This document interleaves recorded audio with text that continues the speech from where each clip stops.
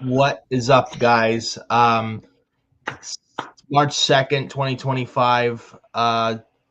Second episode of Hot Takes and Headlocks. You may see a little difference here. No Xavier tonight, so it's Joe Z and myself, Nick Fiore of Furious Nation. Uh, Episode number 2, Hot Takes and Headlocks, filling in for Xavier tonight. Apparently, not able to make tonight, but for this episode here, taking Xavier's spot for tonight. So it'll be Joe and I talking about Hot Takes and Headlocks once again after a very good first episode from Joe and Xavier. Joe, how you feeling, man? Nick, let's just call it exactly what it is, man. The swerves just keep on coming. All right. We got the swerves from last night. We got swerved tonight by Xavier. Luckily, you, my friend, are available to step right in. All right. So, Yeah. dude, like I was telling you before we went live, right? What happened last night, the amount of times I've been watching these clips over and over again, I'm still processing what happened. And this is going to be my therapy to fully process everything that happened last night. Because, oh, mama, man, was last night something we're going to remember for a long, long time. This is something you're going to tell your kids about and their grandkid and your grandkids and then their kids and then their kids and their kids and kids about. You like I never no one ever thought they'd see the day where John Cena would actually turn heel. He has not been a heel since 2003, mind you. And being a babyface for this long, you would think this guy would never turn heel. He didn't turn heel like what 2012, which he was rumored to. He didn't turn heel then. He was never going to turn, and he had music, new ring gear all ready for him after WrestleMania in 2012.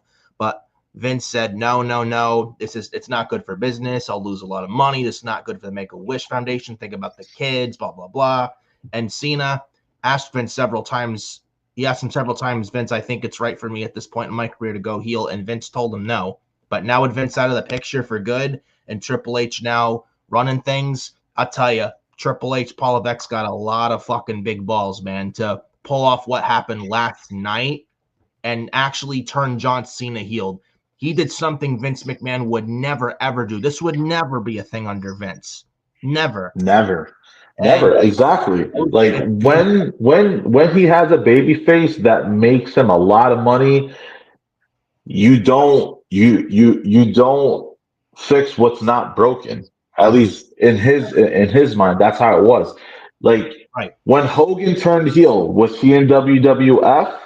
No. He was in WCW. Vince had no control over that. And Nope. now sort of similar circumstances where Vince is out of the picture and we get the next biggest heel turn of Is this probably ever, is this the biggest turn arguably. since Hulk Hogan in 1996, where he joined the NWL? Fans were throwing trash in the ring, and it transcended the business. Yeah. And that was I'll, Monday Night Wars, I think, with WCW and WWF, and they were destroying I'll, the ratings for several weeks.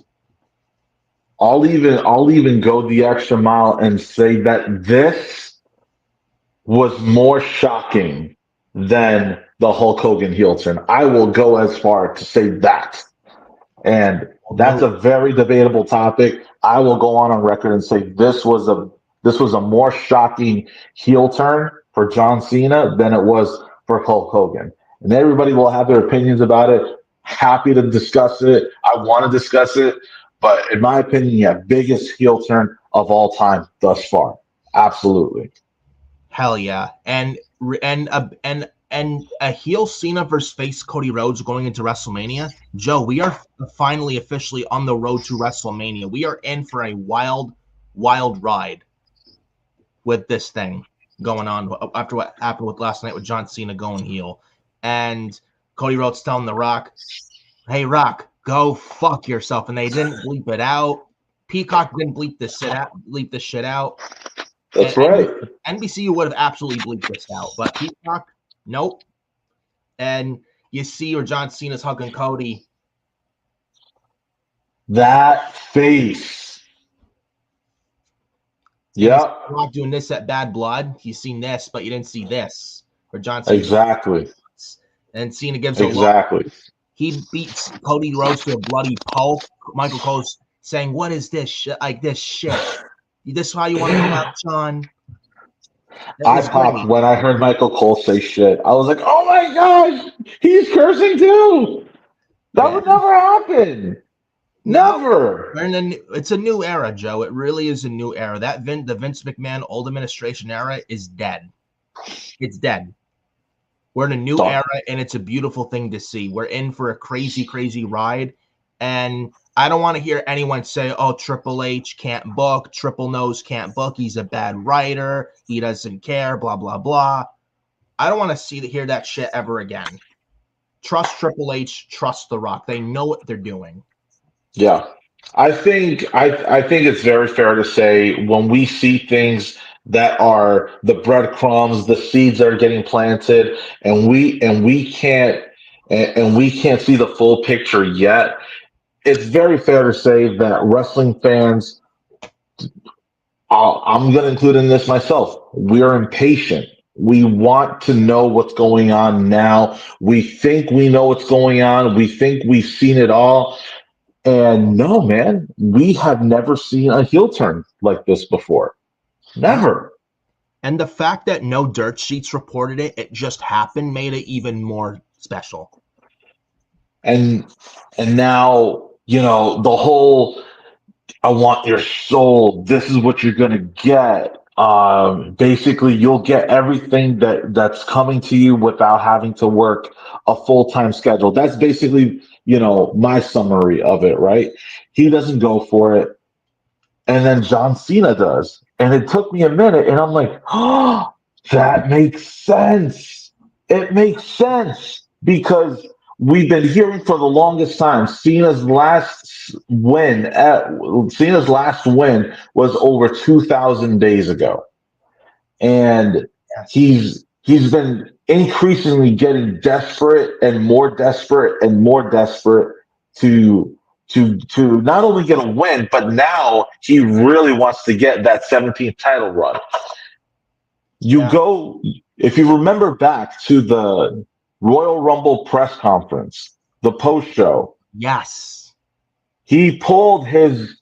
You've never seen this before. He pulled the John Cena card. I'm John Cena. I've been doing this for so long. I didn't win the Rumble, but I'm going to put myself into the Elimination Chamber without qualifying. I'm just because I'm John Cena. Like, okay. Oh, I mean, okay. Like me, I just accepted it for what it was. I'm like, oh, okay, all right, sure. I mean, you are retiring this year, and I get it makes sense that we see you at a PLE, especially on the road to WrestleMania. Okay, and then the next thing happens, and I don't know, and I'm pretty sure everyone caught it, man. But Seth Rollins stomps CM Punk. And did you see how quick and desperate looking John Cena was to Yeah. apply that STF? Yes. And now Seth Rollins yelled, I think he yelled at CM Punk, die, die, die. And Yep. just made him pass out. Yep. Did you And catch that John Cena, as he started applying the STF, he said, I'm sorry to CM Punk? I did catch that. Yes, I definitely did catch that Yeah. when he told that to Punk. But I've never seen John Cena take an easy win. That STF on a hurt CM Punk, that was an easy that was an easy win. That was the road to an easy win.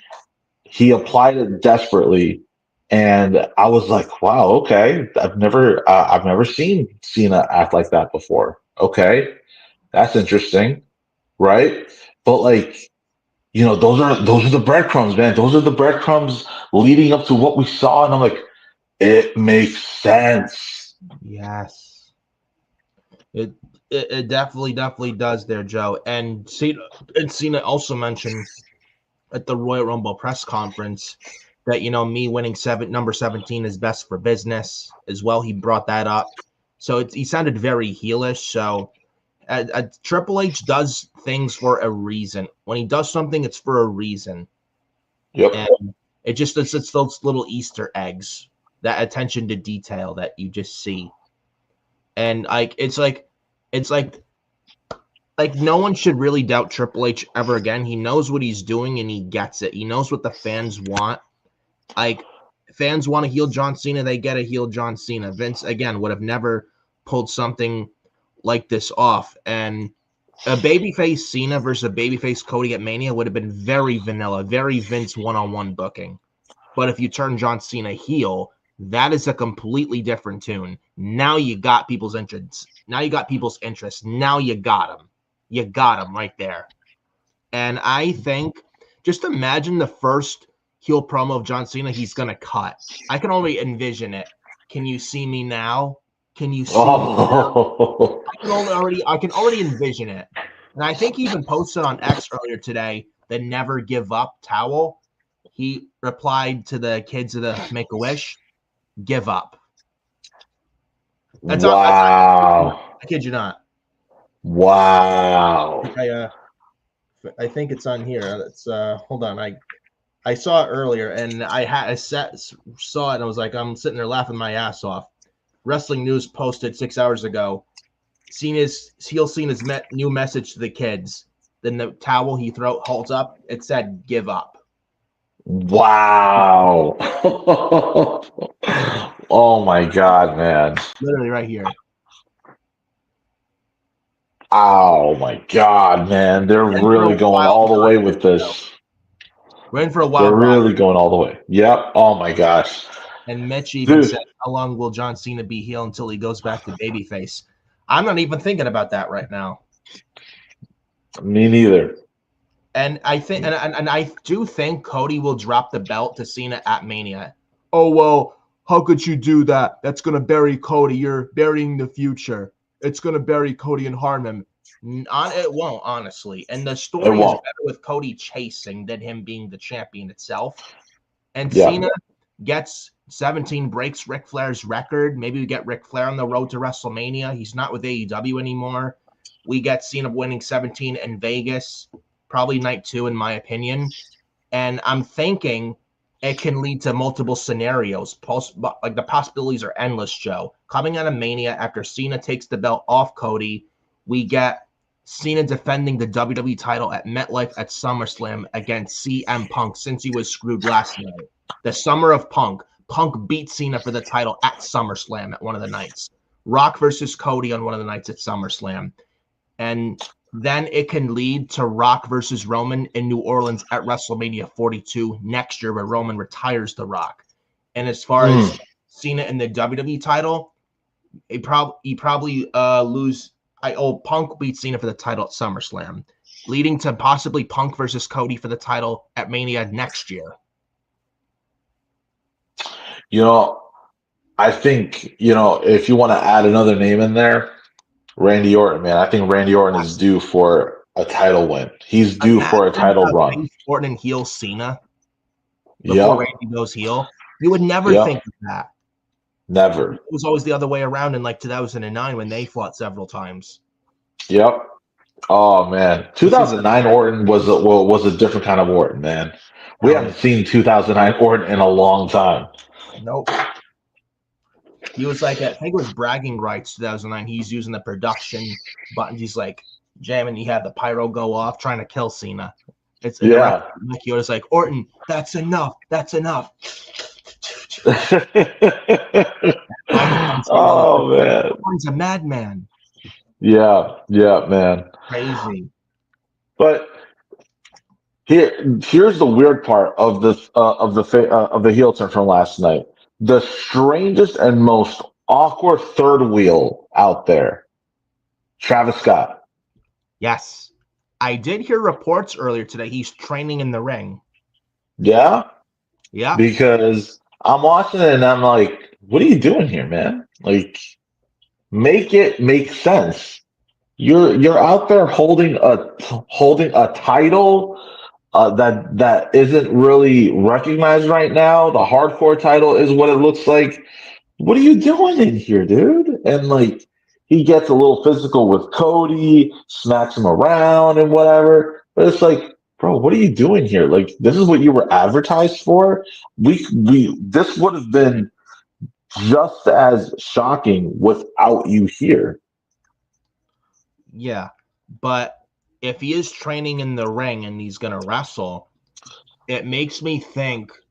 And Cody is all on his own, and Cody Rhodes doesn't have a whole lot of friends. If it makes me wonder who's gonna side with Cody, outside of maybe Roman Reigns, Mm. probably Roman Reigns, or maybe Punk or Orton for now. But I don't know, man. But it's interesting for sure. Um, and I'm looking at Cena and Rock. Might as well call them the Hollywood crew or the 2-man power trip Hollywood crew.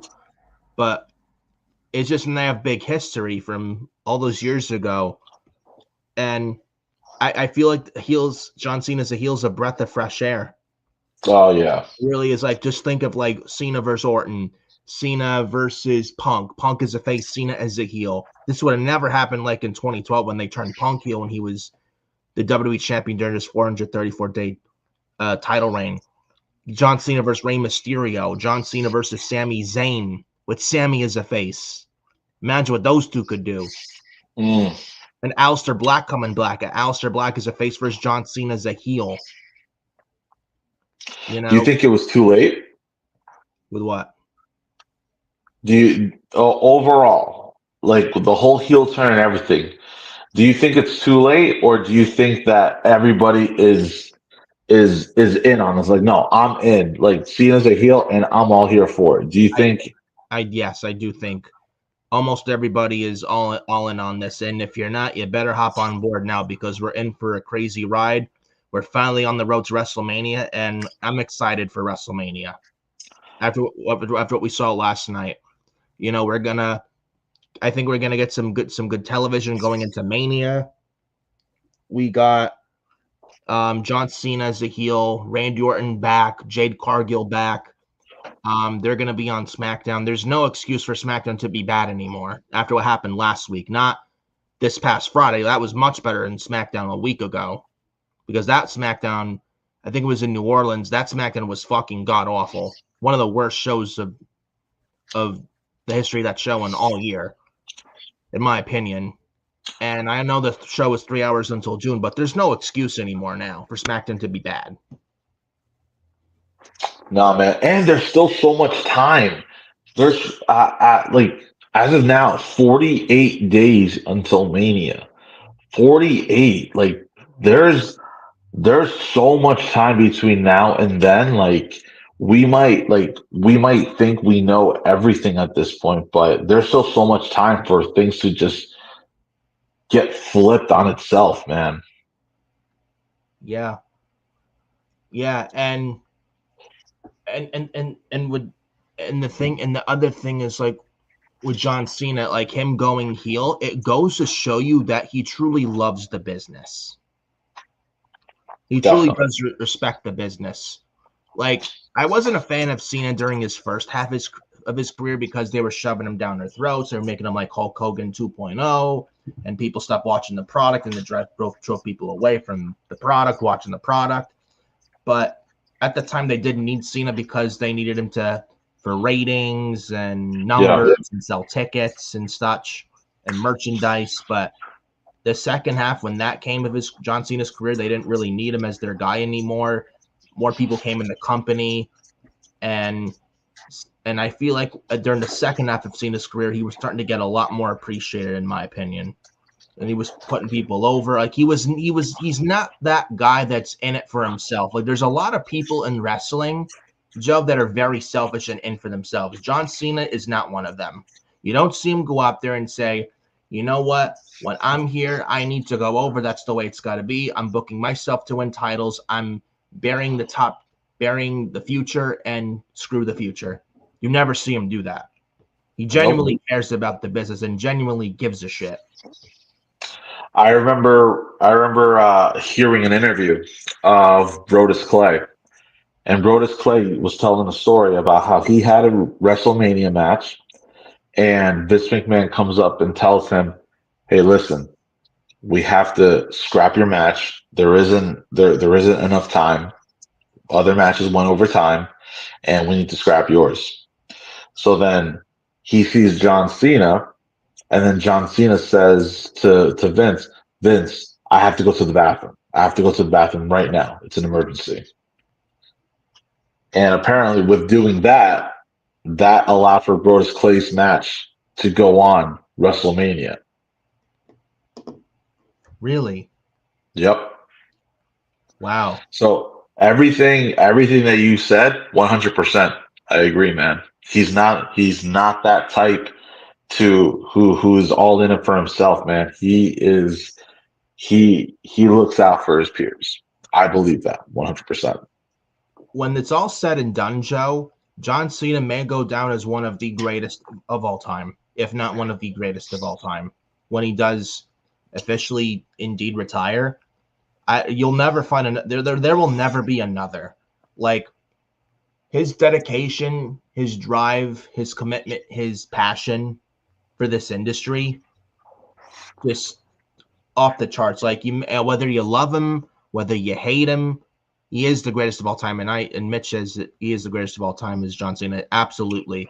I don't care what anyone says. I know he used to have the golden shovel and bury talent, but that was Vince telling him.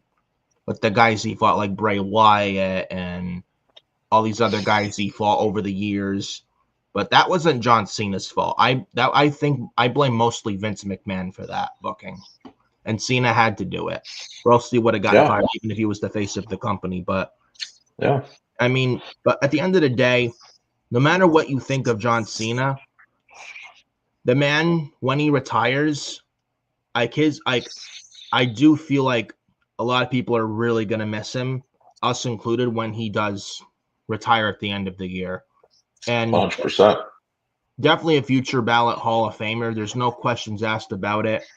He's truly one of a kind, and with the company who they got right now, when Cena does retire at the end of the year, that WWE company, Joe, is in more than good hands with who they got. They got Cody Oh Rhodes, yeah. pretty much their new face of the company. They got Braun Breaker. They got Carmelo Hayes. They got their future NXT call-ups. People from Roman AEW possibly Reigns. coming in. Yeah, Roman Reigns as well. Jacob fought too. Penta. They got all these other guys, Sami Zayn, Kevin Owens.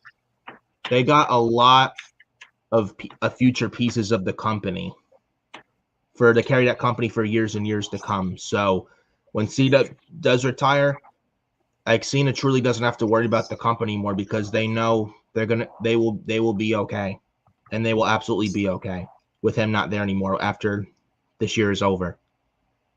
When I was watching the Elimination Chamber last night, the men's chamber, and it was down to Cena and Punk, I'm like, Got oh me wow, nervous. I really like I did not think Cena was gonna be the one that they would go with to go on to WrestleMania. And when it was down to Cena and Punk, I was like, oh, without a doubt, Punk is the one that's gonna win this. Without a doubt. That's exactly what's gonna happen. I actually wanted Punk to win. I thought that a story between Punk and Cody would be amazing. These guys are both great on the mic.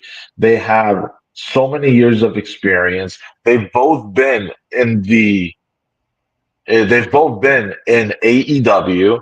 You're gonna have a lot of great promos going talking about their a little bit, their time in WWE before AEW and their time now. And I was all in for it. And little did I know they would sweep that idea from under the rug and then present a John Cena versus Cody, which at that point I was like, all right, well, I'm sure it'll still be good. And then the heel turn, and it just changed the whole dynamic of the entire thing. I am all in on this, man. I want to see what happens next. I want to see everything now, man. Like I'm impatient. Like take me to the next chapter now. Do we see new gear for Cena? Do we get to see a whole new entrance theme? Is he dropping the jorts and going for a whole different ring gear attire. You know, like I need this now. I need to know. There was a I need to report. know. There was a report in 2012 that John Cena had new ring gear, new theme That's music right. to feel ready, but Vince never gave the approval for it. And we may actually see it now that Cena is a heel. It may come to light. Yep. Yes, I'm actually interested to see what it's is it like, because it actually may be very good. And honestly, this could have been gold years ago, 2012. This could have been legit gold, but Vince McMahon being old and senile and stubborn, that the old man, the old senile demented sex pest Vince McMahon, he was fucking stubborn. He was hard headed. He didn't care. He didn't want to listen to anyone, including his golden goose, his golden boy. Imagine had Right. Cena been a heel in 2012.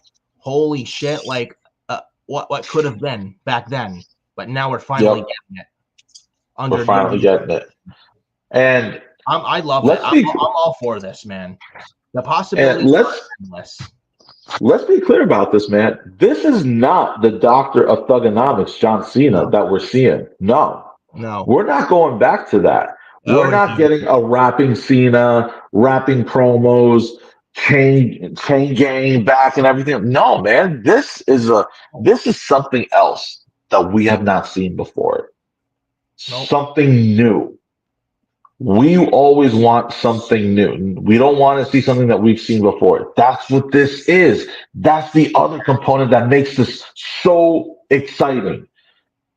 And I want more. I want to know what happens next. If you saw the post show when John Cena came out, drop the mic. He didn't say a word. He's like, dropped the mic, said nothing. Said not a word. I love it. I love it. Yep. Whole new Cena, man. He sold to The Rock, and he's going to be The Rock's new corporate champion come WrestleMania in Las Vegas. We thought we seen enough. I see what you did there, Joe. We have not seen it all, man. No, we have not seen it all. Only getting started. Exactly. I'm looking forward. Ended to The Rock. You gotta sit there and enjoy the ride that The Rock is taking you on. Never doubt Dwayne. Never doubt Paul Levesque. Never. Especially around WrestleMania time. Oh man. Yeah. I mean, the promo he cut where he wanted Cody Rhodes' soul from New Orleans on SmackDown a few weeks ago. I mean, I will say that was weird, but not in a bad way. And I did think it was a little drawn out. I sometimes I feel like Rock just wants attention time, and I feel like it's just drawn out sometimes with him. I think he kind of needs to work on that. But other than that, man, he knows what he's doing. Yeah. Oh yeah. He's not going to be at WrestleMania. Don't listen to the dirt sheets, Joe. No, never. Don't believe the dirt sheets. They're always wrong. The Meltzers of the world are always wrong. Sapp and Meltz and Alvarez and Mike Johnson. Oh, The Rock can't make WrestleMania. He can't commit to WrestleMania. Yeah, right. Rock just literally made them all look stupid. Now, Rock even said that the reports were all bullshit too. The way the men's chamber ended, Seth Rollins stomping Punk and killing his WrestleMania main event, it does seem like it's definitely going to be a Punk Rollins match of some sort. I'm hearing a lot about it being a three-way between him, Rollins, and Roman Reigns. What's your take on that? Punk, Rollins, and Reigns, I think at this point for a triple threat is more than likely for WrestleMania. I think after what we saw with Seth costing Punk at the Chamber, we could get that. But as far as Roman Reigns, I didn't even think of this until today. I don't know. Do we get Roman Reigns working double duty, the triple threat against Punk and Rollins, and maybe they do something where Cody teams with Roman to face Cena and Rock in a tag match on night one, similar to last year. And the winner of that match gets to pick a stipulation for the next night, because WrestleMania is now a 2-night format, similar to last year where Rock and Roman fought Cody and Seth. Do they go that route again this year, or do you think they don't this year and do something different and just stick to Cena and Cody? That's it for night 2. It definitely feels that the bloodline is not front and center of everything this year. The bloodline has been scaled back a bit, and they're on that upper mid card type of position, which is a very interesting place for them to be in, because they've been main eventing for the last 4-5 years. Wes, how's it going, man? We're so deep into this conversation, and I just needed we just needed to get all these points out. But we see you, man. Thank you for hopping on. Everyone, subscribe. Don't forget to subscribe, like the channel, like the video, and everything. Thank you for stopping in, man. Also, chime in on the comment section, man. If you've got any opinion on any of the matters that we're discussing, I'd love to hear what you have to say. But yeah, the bloodline, they're not front and center, man. They're in that upper mid card position, and it's not a position I'm used to seeing them in, but it makes me glad to see other people being allowed to be put in that position that they could not have been in, because they were, the whole entire show for the past few years. Right. Just look at Jacob Fatu versus Andrade, for example, from this past Friday in that little mini tournament for the number 1 contendership for the U.S. title. Fatu beat Andrade in a very good match. I was even actually hoping for Jacob Fatu to win the triple threat against Carmelo Hayes and LA Knight, and win the triple threat and beat Shinsuke Nakamura for the U.S. title, because let's be real, Shinsuke's done nothing with the U.S. title since winning it last November. Jacob Fatu is U.S. champion. Imagine. Now, I'm making a bold prediction. LA Knight gets Shinsuke for the U.S. title at WrestleMania. That's where LA Knight wins the U.S. championship back. We get Solo Sikoa versus Jacob Fatu at WrestleMania. Fatu beats Solo at Mania, while Knight beats Nakamura to reclaim the U.S. title at Mania as well. And then we get a little SmackDown program for a while for the U.S. title coming out of WrestleMania between U.S. champion LA Knight and Jacob Fatu. Fatu can beat Knight for the U.S. title before LA Knight moves to Monday Night Raw, because I'm hearing after WrestleMania season, according to Mike Johnson, a PW Insider, there will be a WWE draft, another draft after WrestleMania season this year. So LA Knight could hold the U.S. title coming out of Mania for a month, drop it in a month to Jacob Fatu, and LA Knight can move to Monday Night Raw. And man, will he need to learn how to swim on Monday Night Raw, man, because it's not a 3-hour show. Nope. And you have so many other people that are so talented that you really need to step up your game to kind of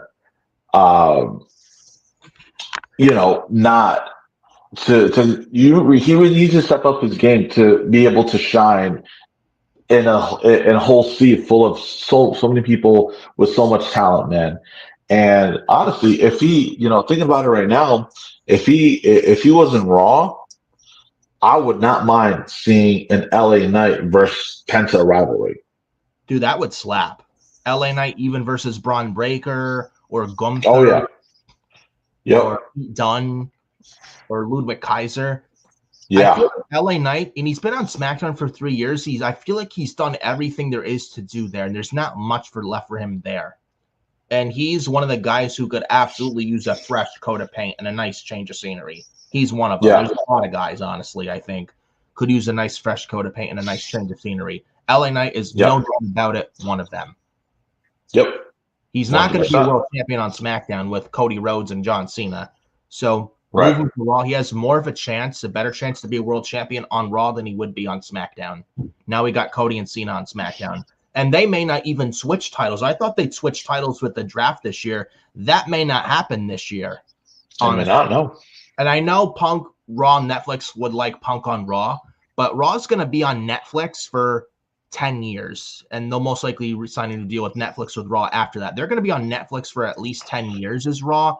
Like, it's like, oh, that's a long time. You could move Punk to SmackDown and Roman to Raw with the draft this year, and I don't think Netflix, they may get Cody, Punk, and Roman on Raw with Netflix. Maybe they do, maybe they don't.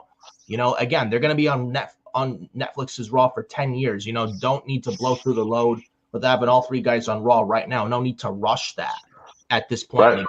You could move with the draft this year. You could move Roman Reigns to Raw and CM Punk to SmackDown with the way they're doing Cena and Cody, and it's probably going to be on SmackDown since Jey Uso and Gunther is on Raw. Cena, Cody, SmackDown. Cena beats Cody at Mania for the title. We got Cena and Punk at SummerSlam for the title. Punk would more than likely have to be on SmackDown, in my opinion. And they can move Roman Reigns to Raw as well. Maybe they move the Bloodline to Raw as well. Who knows? But I feel like Roman's done everything there is to do on SmackDown. He's been on there for 2019? He's done everything. Punk, I know it's a big name, but if you move Roman to Raw, who is there to move to SmackDown? Because you need to have it even. If you move Roman to Raw, that's a big blow to SmackDown. Who do you move to SmackDown in exchange that is at equal level to Roman that will compensate more than fine for losing Roman? Who is at Roman's level? Gunther, or CM Punk. I think CM Punk would be very ideal, if not Gunther. I think Punk. Yeah. And that's I think Punk would make the most sense. Yeah, absolutely. And early, or I don't know, or maybe Roman for Gunther. Who knows? But I'm predicting Roman for Punk. And I know, though, Punk and Roman's going to be at Mania. They could always, again, no, you don't need to rush. I know there's the potential Roman Punk feud, but you don't need to blow through your load in all quick one shot. You can take your time with it, and they're not going anywhere. So Why rush through it? Just when you rush and blow through stuff, there's no logic, and it's just rush. There's no thought, and it's logic holes, and nothing makes sense. I would rather take your time with it. Why need to rush it? You can take your time with it. And Absolutely. Look at Sheamus. We all thought Sheamus maybe wrestles Braun Breaker in Vegas at Mania for the IC title. That may not happen. And you know what? Sheamus has signed to WWE now with a new deal for 5 years. Why blow through Sheamus with an IC title win right now when you can take your time with it? You don't need to blow through it now. No, you don't. It's I know people, there's some people that want instant. There's a lot of people actually instant gratification. And sadly, and that's me. Yeah, sadly, you're never going to make everyone happy, but it's you just got to be patient. Yeah. How do you feel about, I think, I'm going to go with the idea that Cena is going to win the title at Mania. How do you feel about Cena breaking that record before Charlotte does? I would. You won't get a pissed off look from me. I'll have a big smile on my face. And I can't stand Charlotte Flair. Cena will break the record first before Charlotte ever could. And what's Charlotte now? 14-time champion? I've lost count. She's 14. Randy Orton is also at 14 right now. They both have a lot of time to also be to also follow in the footsteps to breaking whatever record Cena rides off into the sunset with. But, some could make an argument that it should have been Charlotte to break her dad's record. Oh, God. No one wants it. But it's Charlotte breaking Ric Flair's record. It doesn't mean Charlotte's better than Ric. Let's be real. She's not better than Ric. Just because you have more title reigns than one doesn't mean you're better. It's not what you do with the title, Joe. It's not how many times you win the title. It's what you do with it. I can't recall one memorable title reign that Charlotte's had out of all of her title reigns. Man, that's a good point, because I'm trying to think back to all of these other title reigns that she's had. What is she? I'm trying to think at least one memorable thing that she did with these title runs. Yeah, sorry to cut you off there, Joe, but they're saying Pyro Productions hot take. YouTube's video blocking and over the top copyright strikes is ruining the platform. That is true. That is true. And guys, welcome Pyro to the network. Actually, he just joined today. He actually uploaded a football video. So yeah, awesome that he could join. And yeah, YouTube sucks.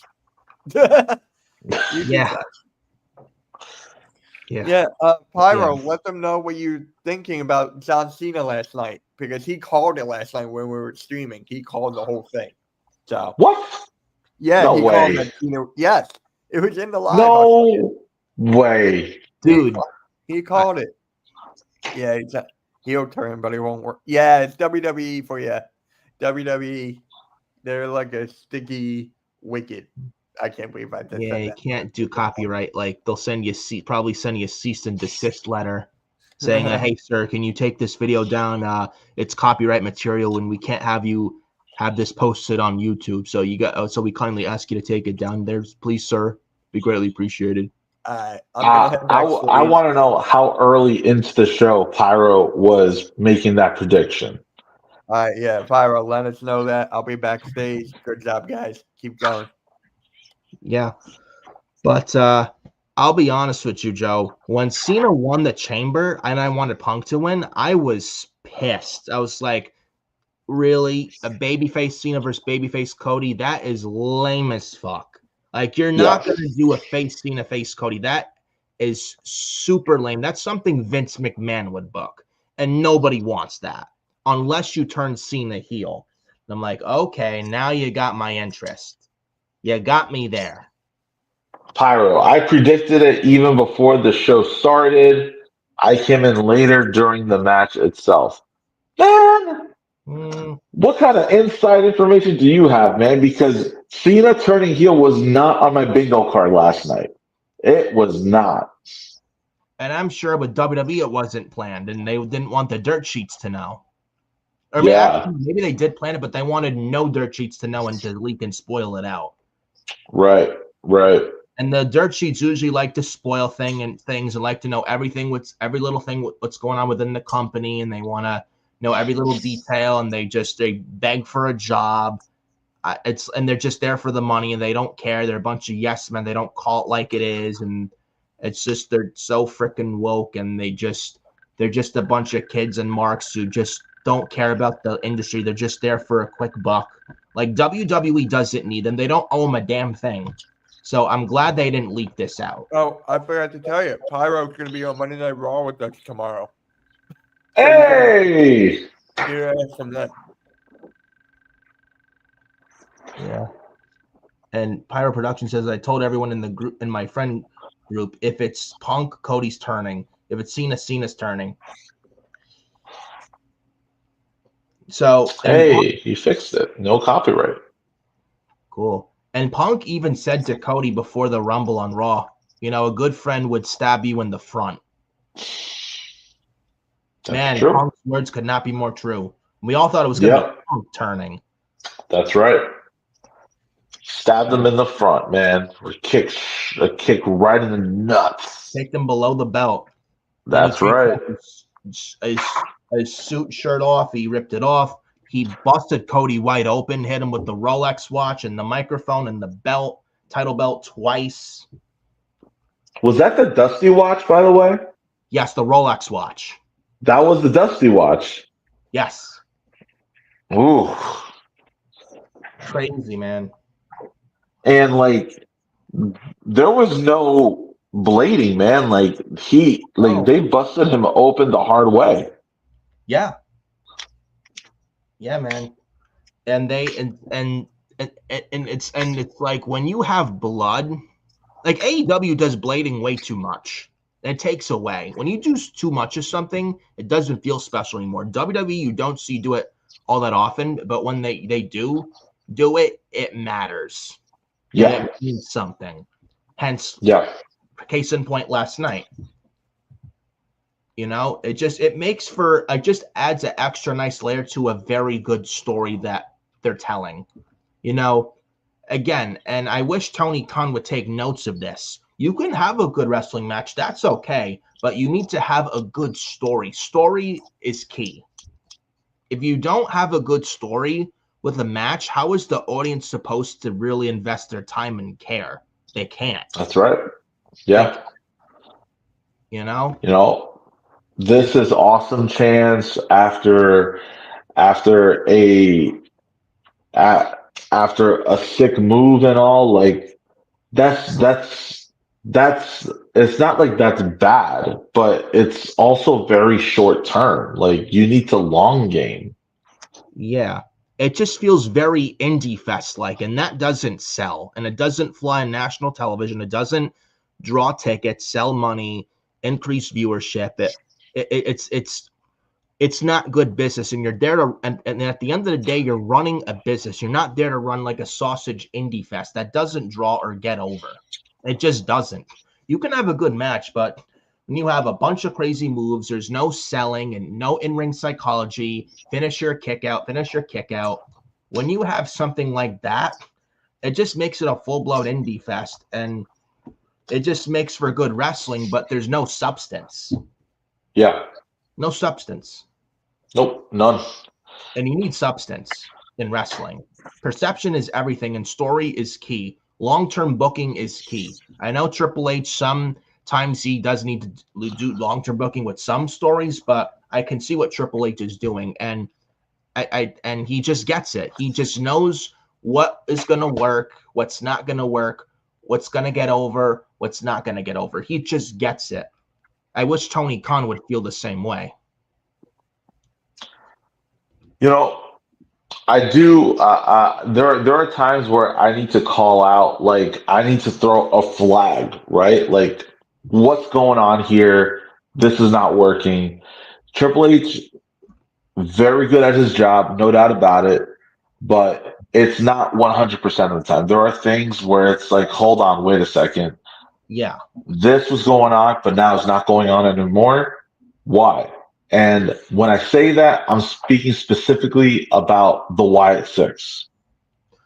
We've not What seen the them heck happened? ages. One of them is injured, but the rest are not. Which just because one is injured doesn't mean the whole fucking group has to be off. Like, what are we doing here? Yeah. I mean, Triple What H is happened, not man? perfect by any means. I mean, he's not perfect. I mean, I don't think anyone has to be, but he's not. Like, there are fuck ups, and but you know what? I think feel like something about Triple H is the thing is he listens to the fans. If there's criticism, he listens to what the fans are saying, and he usually does try and fix and correct the problem. Whereas Vince McMahon, he didn't care how he felt. Like I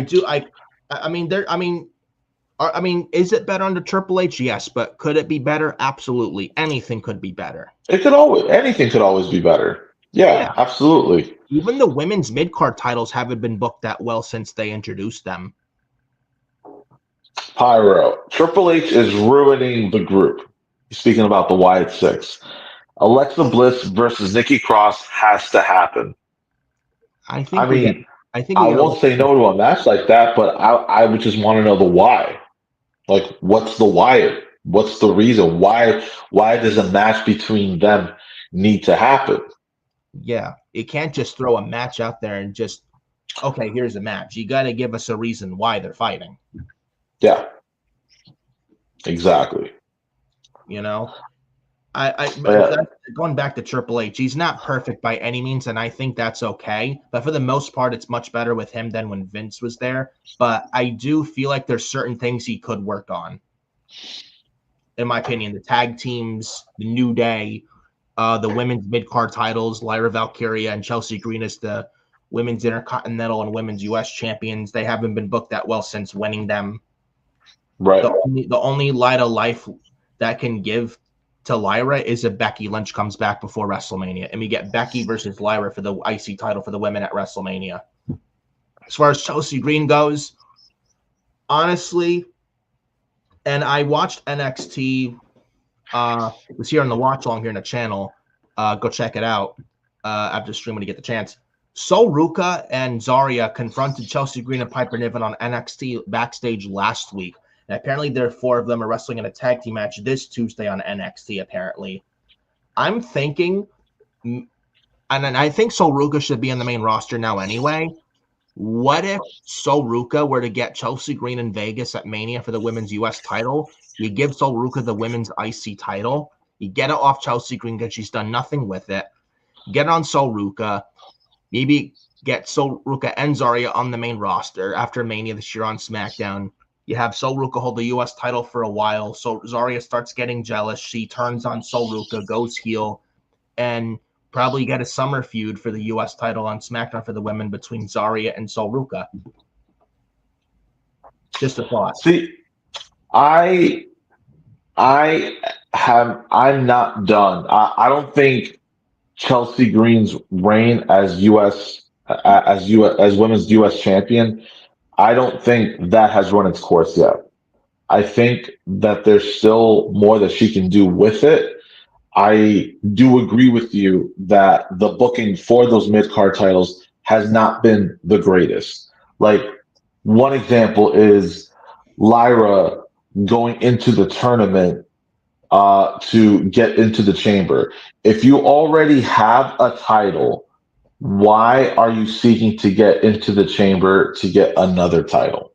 And It, for me, ended up just devaluing. Title match. It made no sense. It didn't make sense. No. And I refuse to believe that it's because, oh well, there was no one else that they can book for that match. BS, man. You guys have so much. You have so many female workers that could have been put in that spot. You could have put Ivy Nile in there and have Lyra cost Ivy the match. You could have done that. Anybody, Dude. Alpha Fire, Natalia. Why Lyra Valkyria? Dakota Kai could have been put in there, but why Shayna Baszler, Zoe Stark? Yeah, Zoe Stark, Shayna Baszler, anybody but Lyra, because she's your women's IC champion. When you're a champion, and you shouldn't be losing in a non-title match. It devalues the title, makes the champion look weak. Yeah. But it was a good match. Lyra looked good in defeat. Champion still, it doesn't matter. Champion should still never lose clean in a non-title match. Never. It never looks good for the championship or the person holding that championship. When you have a match against the champion and you pin the champion, even if it's non-title, if you pin the champion, that puts you in talks for a championship match. That's how it goes. And this is something Vince would do, have the champions lose clean in non-title matches, set up a title match. It's lazy booking. It's lazy. Yep. Yeah. I don't like it. You know, I don't like decisions at all. Ever since Sonya Deville was let go, we have not seen Zoe Stark or Shayna Baszler. I think Shayna's on the way out. You think so? And I hate to say this, and I don't want to see anyone leave or lose their job, but I feel like Shayna Baszler is such damaged goods, and I hate to say that because she was a killer in NXT Black and Gold, and she comes to the main roster in 2020, and Vince fucking like destroyed her, like completely killed all of her momentum and just fucking buried her and even when Triple H took over a couple years ago, I feel like by that point it was too late to save Shayna Baszler. At that point, the damage was done. Where I think if Shayna Baszler were to leave the company soon, honestly, I don't like to see anyone leave or lose their job, but I think Shayna Baszler leaving WWE at this point is honestly, I think, the best thing for Shayna Baszler. You know, leave the company, go to the indies, reinvent yourself somewhere else, and then come back when the time. If you want, and then and if she wants to come, and then maybe she comes back, and they all do come back. I mean, they tried, man. They put her in a match against Ronda Rousey. She beat Ronda Rousey clean. That match was terrible too in SummerSlam. I watched that. Horrible. And that win did nothing for Shayna. No, they put her. Then they put her in a tag team with Zoe Stark, and it went nowhere. Then pairing with Sonya Deville, the Pure Fusion Insomnia Collective, went nowhere. The Insomnia Collection. I'm sorry, I gave it a chance. It sucked. It did suck. You have three women who have an MMA background together. They should be running the entire show, and they couldn't even do that. No. Then they were booked like shit. They were booked like losers, jobbers. Yeah, You know, I like Triple H, but he fumbled on this. he did. You know, Yep. then Vince is not there. Vince is not there. Triple H is the head of creative. This all ultimately falls on Triple H. Nick Fiore, you're hating on Triple H. Stop hating. Oh, you're on Triple H's payroll. No, I'm not, first of all. Second of all, I didn't say I don't like Triple H or I hate him or that he's a bad booker. We just, like, anything could be better. Just do a better job. That's all we're saying. Yeah. You know? Anything could be better. Anything could improve in life. Anything, not just wrestling. Yeah, man. I mean, a lot of like for anything to work, the fans need to connect to it. The fans need to respond. And fans don't respond to everything, man, because some create because not all creative is that great. So everything with the pure fusion collective, man, it wasn't sticking, man. There was there wasn't a response from the fans. That's why it didn't work. No, came out to library silence. You come out to library silence. That's a major problem. Even Candice LeRae on SmackDown's getting zero reaction coming out to library silence, even paired with Nia Jax. Yeah. You know, there's a reason why Gargano and Ciampa are getting more TV time and more over than Candice LeRae does, and I hate to say that because Candice LeRae is so good.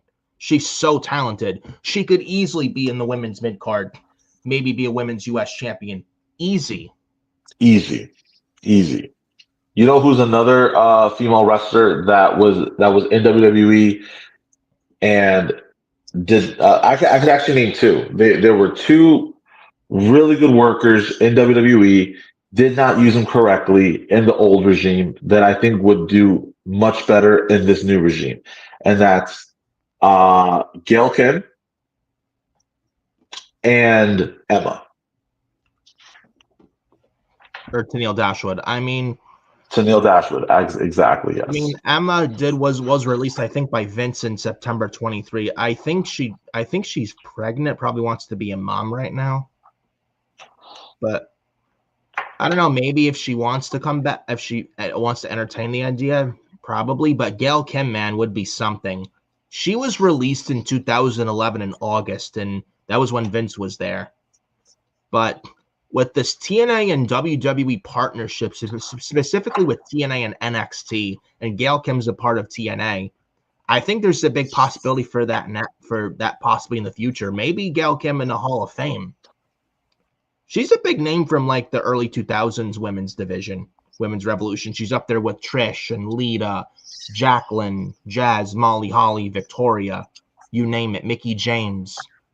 She's up there with those girls. And Pyro's got some good creative right now.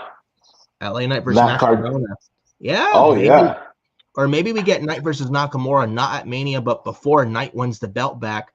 Maybe LA Knight does some U.S. title open challenge and Matt Cardona answers the challenge.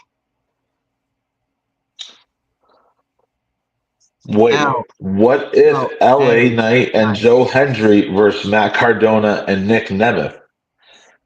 I don't know. Well, what would be a story, though? It would be interesting, but you got to have a story. Yeah.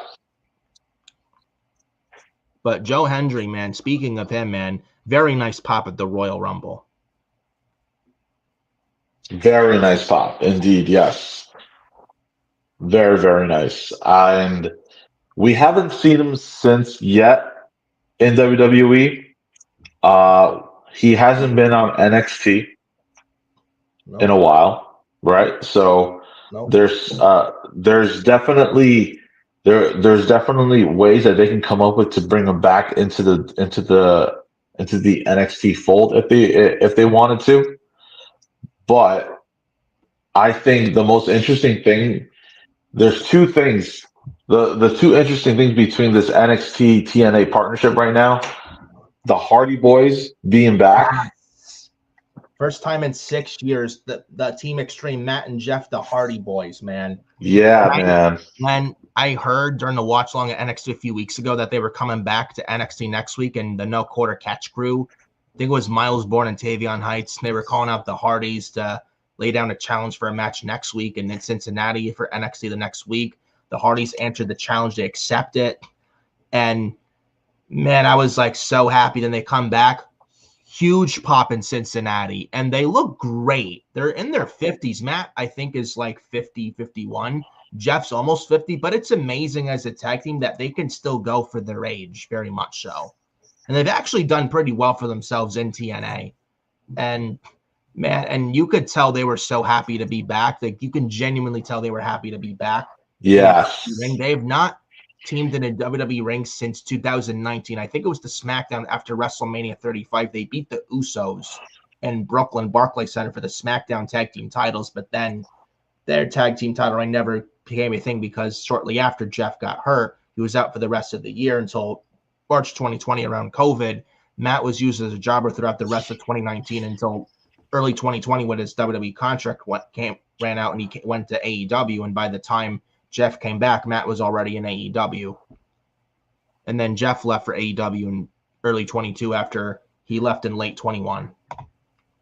But pause for a second. Pyro saying Matt Cardona and Nick Nemeth, former rivals, now brand brothers. LA Knight still proving himself in the WWE. Matt Cardona is pissed at LA Knight. Joe Hendry has history with both Nick Nemeth and Cardona. That could be. I didn't even think of that. Yeah. Yeah. There's a lot there's a lot of ingredients in there, and if you can make all of that work into one great story playing out with a big payoff, I'm in. I'm in, man. Absolutely. Going back to the Hardy Boys, do you remember them coming back at WrestleMania? Yes. Monster pop in Orlando. Oh, right? I legit jumped out of my seat when they came out. And it was such a great lead up to it with the New Day thinking they were going to be including themselves into that ladder match. But no. Hardy Boys, man. Nobody saw that coming. No, nobody did. And now the Hardys back in the WWE ring for the first time in 6 years. And I did read their TNA contracts are up at the end of the year. I wouldn't be surprised their deals run out and they sign back with the WWE come next year, 2026. It could happen. And I'm very much. They could potentially work a main roster WWE program this spring or summer. Maybe we get the Hardys versus New Day maybe at like SummerSlam. Maybe. I think that's a great idea because right now, I don't know how you feel, Joe. The New Day, their heel turn on Big E last year in December was great. But I feel like as of late, especially the past couple weeks, their steam has kind of really went down. A little bit it has. You know, they're They cooled I off. can tell that they're trying to not give up on it because they have them on Raw every single week. So they know they got something and they're trying to keep that going. But it does feel as though it's like we started up here and we're gradually just coming down here, maybe staying here for a little bit, but we're not up here like we were in the beginning. Right. And how far, when it starts going down, how far can you still stick with what you're doing? At some point, you got to amp it up back right up. The Hardys coming back to feud with the New Day on the main roster on Monday Night Raw, I think would be an absolutely great move. And the Hardys being so beloved would get the New Day such amount of heel heat. I think it's a good move. And that's something I would do. Honestly, you know, they're going to wrestle Fraxium at Roadblock and MSG, Madison Square Garden, for the TNA tag team titles. The Hardys are going to win that one, no doubt.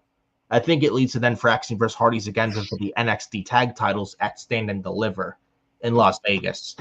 Fraxium will win there. But I feel like after that, I feel like at some point after Mania with NXT and TNA and the partnership, I feel like that's going to eventually spread to the main roster, potentially maybe in my prediction after this year's WrestleMania sometime. Oof. We could, I and mean, John Cena and Joe Hendry even interact in the Rumble with Cena now as a heel. Maybe we get Joe Hendry interact with a heel John Cena. oh my God, I'm in. Like he's always wanted to I'm work in. with Cena. I think Joe Hendry said himself he really wanted to work with Cena, with him as a wrestler. Yes. And this funny story, he couldn't make an autograph session where Cena was there. He talked on the phone with Cena for like 10 minutes. It's true. Yeah. I think he said on Yeah. Bleats podcast to Joe Hendry. Yep. I remember that episode. I'm a follow. I'm definitely one of the real ones when it comes to that podcast. I love the Chris Van Vliet show. He's always a great listen, dude. Always is. Sounds like a genuine nice guy, but he is very real, and he knows his shit. I'm gonna try to meet him when he comes to Jersey for 90s Wrestling Con. Nice. Yeah. Yeah. So fingers crossed that I get to meet him for that. Yeah, there's a lot of good people in the community. There's a lot of bad, but there's a lot of good, like Mr. Zanzip and Conman, who were actually at the chamber last night. They were near the front row, if you caught that. Yeah. Yep. I think he was sitting behind Drake, as a matter of fact. Yes. Yep. There's them, there's Grim, there's Wheezy Blonde as well. Very Sam talented. Roberts. I listen to Sam Roberts as well. And I don't know, but I would probably have to prefer like definitely Chris Van Vliet, but I'm thinking probably gosh, I know there's others. There's WrestleMania Graham GSM Matthews, who's very talented, knows his stuff. I met her at WrestleMania in 2019. Very cool, chill dude. Oh, nice. Yeah. So, but yeah. Anyways, like Private Productions says, Joe Hendry versus John Cena has to happen. I hope so too, and it should. It absolutely should. We get The Rock involved as well. I'm telling you, John Cena's a heel. Possibilities are endless, and there's multiple ways they can go with who Cena faces. Such fresh opponents for Cena. I think it's a beautiful thing to see. And like Well, I said, we only have 10 months, man. We only have 10 months left. I know. Or maybe they extend it a little bit until Mania next year if it goes this well. Who knows? But I don't know. It's possible, but Cena made it sound very, very clear and cut down that 2025 is it. December. That's it. He hangs it up. You'll never see him perform in a wrestling ring ever again. No. And the thing is, like with Cena as well, another thing about John Cena, there is one guy who I wish would have gotten one of the last opponents for Cena this year, but he's in AEW, Edge. Oh man, I always love me some Cena versus Edge. Or Cope. Yeah. What a name. What a name. Cope, the rated R superstar. Cope. Who's taking on the Death Riders and taking on Wheeler Useless to take out John Moxley. Dude, that whole Death Riders thing needs to come to an end, man. It's just not doing it for me. No, it's I don't even care. It's like Edge. I know it's like he done everything in WWE, but I mean he's doing nothing in AEW. If he would have stayed, I'm pretty sure he would have been John Cena's one of his final opponents this year, no doubt. No doubt. Daniel Bryan would have been nice, but it makes me wonder with WrestleMania next year in New Orleans, is he going in the Hall of Fame? Probably not, but I don't think so. It's going to happen eventually, but not yet. I don't think they would. There are very few exceptions to someone going into the Hall of Fame that is not already with WWE. You know, Billy Gunn was an exception when they had DX going. Right. Though speaking of AEW, real quick, Joe, we seen Cody Rhodes jump ship, Jade Cargill jump ship, CM Punk, Ricky Saints, the former Ricky Starks jump ship, Penta jumping ship. Who do you think is the next girl and the next male to jump ship next in the future to WWE? Ray Phoenix, that's next. It's gonna happen. Oh yeah, He needs to be in some sort of agreement with Tony to be able to let him go. Ray Phoenix is 100% next, and yes. Britt Baker has to be the next one. That if Britt Baker signs with WWE, that is a major get for the WWE. The first woman Huge. signed to AEW, and a Yep. former AEW Women's World Champion. She's a big name, an AEW original, a big one that's been there since day one. Since day one. And I know there's going to be some people, oh, Britt Baker is a troublemaker in the AEW women's locker room. You put her in WWE, she'll do those same things what she did in AEW and WWE. Give it a couple months, she'll be causing nothing but trouble in WWE like she did in AEW. First of all, Triple H is a leader. Tony Khan is not. There's structure in the WWE. There is no structure whatsoever in AEW. And what Britt did in AEW, she will not. Would she be doing those same things in WWE? No, she wouldn't. No. Do you generally think she's going to do that? No. Everything that you said about Britt Baker, I heard the same exact thing about CM Punk when he signed back with WWE. Oh, And give it 4 months. He'll cause problems like he did on AEW, did CM Punk. Give it 4 months. He's a cancer. He'll cause problems like he did in AEW and the WWE. Yeah, we've had no problems with him back there. nothing. Pyro, Triple H has over 30 years of experience. Tony is just a twig. Well, I mean, it's true. He's a twig. He's a mark. He's a child. He doesn't know how to creatively book a show. He's a matchmaker, but he can't write but he just can't creatively write a pro wrestling show. Like he just doesn't get it. He just thinks putting on a banger 5-star match to have just to please Meltzer is going to get it done. It's not. It's not. When you throw random matches out there, you're expecting your audience to care, they can't. It's why they're not. It's just why they're not selling out. They're struggling to get any interest. You know, I wonder what the collision rating is from last night during Oh my elimination. God. I can't wait to see the rating for that show. I'd be surprised if it was over 200,000. Probably in the 100,000 range there, dude. Probably. Yeah. And then of course you got the frickin' Costco guys.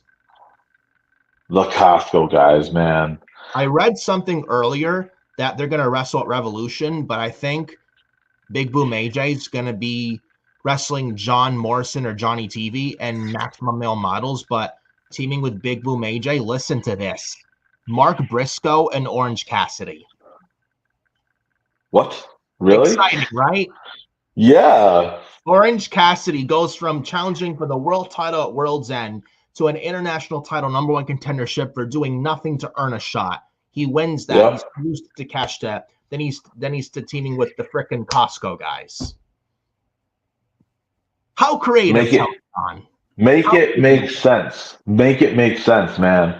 Dude, another thing that doesn't make sense to me, you have Soraya and Mercedes Monet in the same promotion, right? You have this history of Mercedes being responsible for putting Soraya on the shelf for a few years, and that match still hasn't happened. No, it hasn't. Why? Oh, Mercedes and Soraya probably don't like each other in real life. Well, if that's true, Tony, be a damn boss and squash any beef that there is, Tony. if there's any kind of bad emotions between those two people, then make it work. Make money out of it, man. Yeah, Make that bring a sense of realism using already pre-existing emotions yeah. into the ring. It's like you don't have to be friends. You don't got to invite each other for sleepovers, go out to the movies together, but just be professional and be on your best behavior, show respect to each other, and set a good example and do good and proper business with each other. Put your egos away and do business. Yep. Simple as that. Any real boss would get all the people who don't get along in a separate room together and just talk and work it out. You know, CM Punk and Drew McIntyre probably don't like each other at all in real life. And look what they did. They did business last year. A lot of business. A lot. Punk and Seth, the same thing. Punk and Yep. Roman, you know they'll do business. Roman's a professional. Oh yeah. So is Punk. Roman's not going to be like, oh, fuck Punk. I don't want to work with him. That's the Young Bucks who didn't want to work with Punk. Roman's not like 100%. Nope. the Bucks could have done business, but they flat out refused and they blew it big time. I think Kenny Yep. Omega was the only one in the Elite that wanted to squash any beef with Punk and do business with him. But it was the Bucks that wanted absolutely nothing to do with Phil Brooks. And it's a shame. And they would have made money. They would have made a lot of money if they just worked together and just squashed everything. Absolutely. And I think if Britt Baker were to come to WWE, what she did in AEW, I do not think she'd do those same things in WWE. I think she'd be a much better person, much better performer in WWE. And the fact to learn in-ring psychology in WWE, on the indies and AEW, you do your finisher like 5-6 times, whereas in WWE, well, you have to just do it once and have it mean something. And I mentioned this with Sarah on the Elimination Chamber watch along last night, and she was also very spot on with what I brought too. Like, you don't need to do a bunch of finishers to prove your point in a match. Just do one and have some value and meaning behind it. You know, this is why I really want to see Kenny Omega, someone like Kenny Omega or MJF or Thunder Rosa come to WWE, because you only need to do a finisher once and have it be impactful. 100%. You don't need to do like 5-6 V-trigger knees to prove your point in a match. Just do one V-trigger, and there's a lot of meaning behind it. Yeah. Yeah. We got Pyro in the chat. All due to a stupid backstage argument about Punk telling the truth. No one can take criticism in the Elite. No. All the majority of the people in AEW, Pyro, are fucking kids. They're all children. Every single one of them. The Bucks, Jack Perry, Tony Khan, FTR. Almost all of them are fucking kids there. And they don't want to listen. They don't want to be disciplined or shown tough love. They don't care. They want to do what they want to do. They ignore any advice from veterans trying to help them out. I mean, Jack Perry wanted to use real glass, and he was told by several people no, to the point where CM Punk had to step in and tell him no. And then Jack Perry is throwing shots at Punk, real glass, go cry me a river. And Punk tells Tony Khan, hey, Tony, can you please handle that? Whoa, what do you want me to do? Oh, I don't know, Tony. Be the fucking damn boss and put Jack Perry in his place and tell Jack Perry, hey, man, what the hell are you doing? You were told no, don't use real glass, and you use real glass. You're making an embarrassment out of yourself, me, and this company. You need to cut the fucking shit out now and listen to what people are trying to tell you. Do not use real glass. And Tony should have done that, but he never did that, because he's not a boss. He's not a leader. He's a nice guy, but nice guys don't really usually run companies or businesses. Like, he's not the leader the company needs. He's not. You put someone like a Daniel Bryan there who can lead a locker room, I do believe it would be a different story, because Bryan can run a locker room because he sat under the learning tree of Vince McMahon. Yep. You know, 100%. look at even like, what's another good example? Tommy Dreamer in ECW. Could he run a locker room? Yes, because he sat under Paul Heyman's learning tree. So someone like him would know how to run a locker room to put egos in check and make sure everyone gets along and there's no chaos or problems. Tony Khan doesn't know what it's like to truly run a locker room because he's never sat enough time under the learning tree of someone who knows how to book a company. and have it run smoothly. Had Tony Yeah, Khan man. as a boss, none of this would have happened, and Punk would still be with the company until probably last year. And then you see this just you see all of this mismanagement just show on screen. Like you can see all this on screen just transpire, man. You remember when Hangman Adam Page went into business for himself in that promo with CM Punk. Yeah, then he was telling Punk, "Oh, you got one of my friends fired. You got Colt Cabana fired," when CM Punk had nothing to do with it. And Punk just went off on Colt Cabana at that All Out 2022 media scrum in Chicago, where he's eating Mindy's and drinking Spindrift. Like Punk just went off, dude. That was some good TV. That was really good TV, man. Like, if you're friends with Scott Coltman, fuck you. If you're not, I apologize. What I did is a fucking dumb fuck like Adam Page would go into business for himself. What I did, I appreciate it, Nick. I'm sorry if I'm a little snippy. I'm hurt and I'm old and I work with fucking children. That's exactly what he said. Yeah. It was actually, and Punk even said on Ariel Helwani's show last April, WrestleMania 40 week in Philly last year, he said one of the top CM Punk promos along with the pipe bomb. That's true. Yeah, he did say that on the Ariel Helwani show. Yeah. Oh man. Well, look, this has been such a great conversation, man. I really think we processed everything from the ground up with the John Cena heel turn and so much more. This was definitely the therapy I needed, man. I'm getting ready to wind down.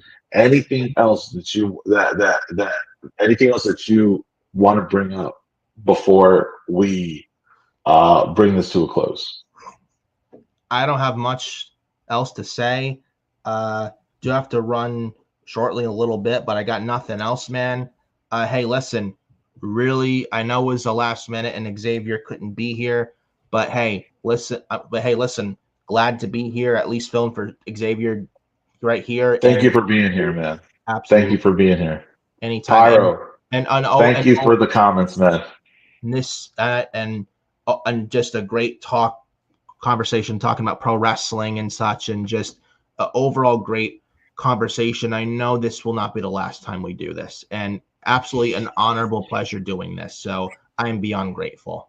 Yeah. Everybody, remember, subscribe to the channel. Let's bring in all the support we can get. All right, let's make this show bigger. And Mitch, what else you got for us, man? Hold on, let me do this real quick. That was a really good show. I'm actually still watching the Oscars because my other team were doing Oscars watch along, so I'm like trying to keep up the pace here. Yeah, he'll be on the Raw watch along tomorrow. Pyro, he'll pop in later on, like middle of the show. Can't wait to see you there. Welcome to the network again. Make sure you guys hit that like, hit that subscribe, hit that notification bell. And Nick, thank you so much, man. Thank you. You're welcome, seriously, thank you. We appreciate you, Nick. All right, and we're out. Peace, guys. Peace.